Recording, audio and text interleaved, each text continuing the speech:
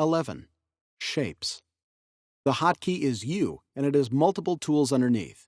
They create vector shapes so you can make them as large or as small as you want without losing quality. These have a large role in web design. For example, you can use the rectangle tool to mock up the layout of a web page. Drag multiple objects across the screen that represent the logo, main menu, slideshow, content area, and so on.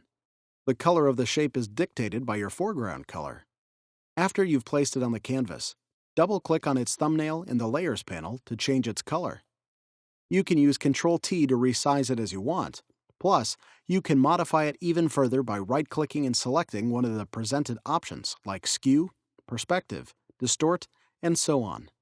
At the top panel, you have a couple of options through which you can gain even more freedom in creating your shapes. First, you can manually input its width and height by entering a value in pixels in these two boxes. To the right, you have a drop-down that controls the way a shape is added to a canvas. It can be placed into a new layer. It can combine with an existing shape and more. One of the main reasons I love CS6 from the previous versions is the edges around shapes. In CS5, when you made a shape, some lines were fuzzy and you had to correct them manually, and the only way to do that was with zooming in real close and using Ctrl-T. Now that's not a problem anymore with Align Edges.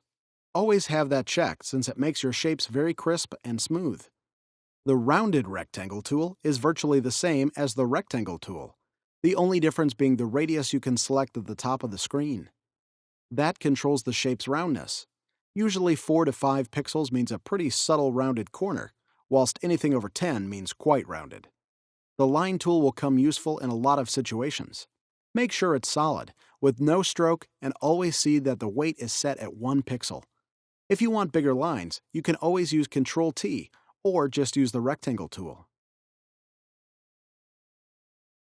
Custom shapes are great since they are vector shapes as well. So you can make them as big as life and they will still look good. Even better, there are a lot of free custom shapes on the internet that you can download for free. Make sure you have a nice collection so you can use them in your projects.